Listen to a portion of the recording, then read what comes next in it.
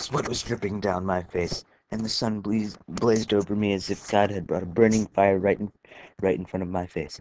My son and I had been harvesting corn for the past 2 hours. Once all the picking was done, I sat down and started to peel the dark brown corn from its hardened green shell. I looked at Cantonius, my son, and his face was gleaming with sweat, just like mine, and he looked exhausted. Yesterday was the anniversary of his birth, in which he had come about 17 years of age. I gazed upon him with a concerned look on my face. He seemed so tired and worn out, and the day had just started. His body was stronger than those of his age, yet he seemed so weak for someone of that strength. I reached over to pat his shoulder and encourage him to continue to work, because the more we produced, the more we received from the king. As we were about to continue, we both heard the aggressive ring of one bell, which was the call for church. However, it was not Sunday. Then we heard a second, which meant that the night had come upon us. However, it was still dawn. Then the ring of a third bell struck the air of Chichester. This had meant that war had come upon our great town. Suddenly, loud barbaric yells started to appear from all around us, and we started to panic. I quickly grabbed a hold of my son and told him to go to the private cellar under my home. He quickly entered, and I assured him that the knights of Chichester would keep out the invading army, and that I would return in a short moment. He nodded and quickly went into the cellar.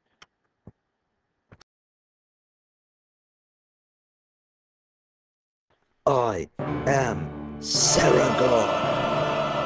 I had once been a great knight of the town of Chichester. I had seen many people die and many people sacrifice their lives for the greater good of our town. I lived to serve my country, but after my wife died, giving birth to my child, I could not continue risking my life and having the thought of leaving Cantonius alone. I had to stay home and protect my son, so I took upon the farming lifestyle and agreed to the monopolist rules of our society. I lived in peace until this day when the wretched people of Hereford had invaded. I always wanted to return to my position, but I never could. But now I am going to, and this time I'm bringing my son.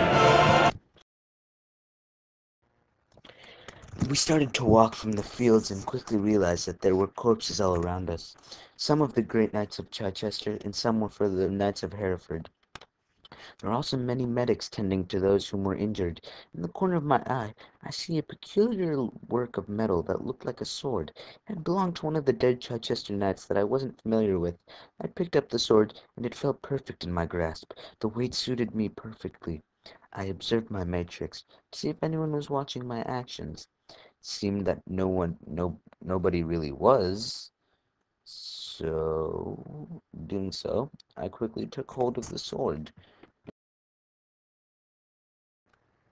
We walked around the town of Chichester for hours, until one of the knights called upon our names. He saw that I had a sword, and nobly asked me and my son to become a part of the great knights. We accepted, and within 3 hours we began our training. A sword quickly swung at my head. I ducked, and then thrust, but it seemed to have no effect on my opponent. He quickly blocked and went for a sweep at my legs. I quickly jumped and raised my sword right beside his neck, concluding that I had won the scrimmage. The sword I had used in some way made me do this.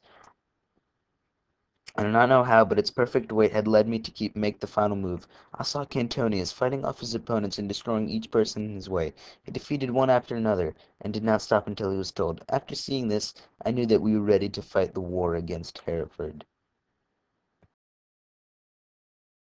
The next day I arose to a small sound, and so I quickly arose from my quarters and shook Antonius.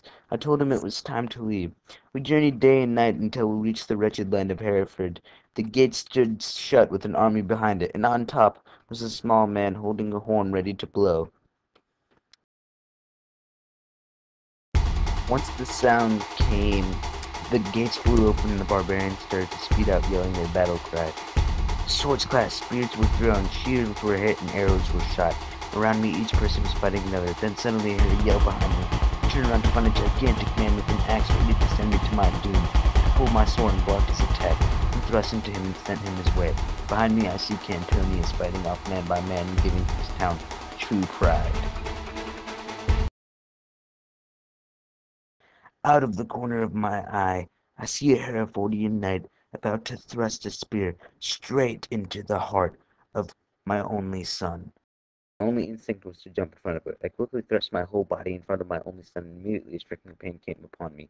All that came was a sting, and I started to bleed uncontrollably.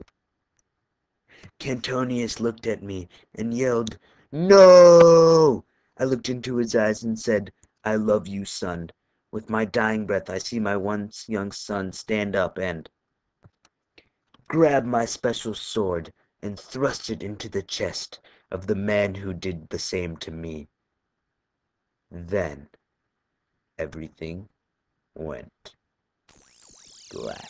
Kane is in the building.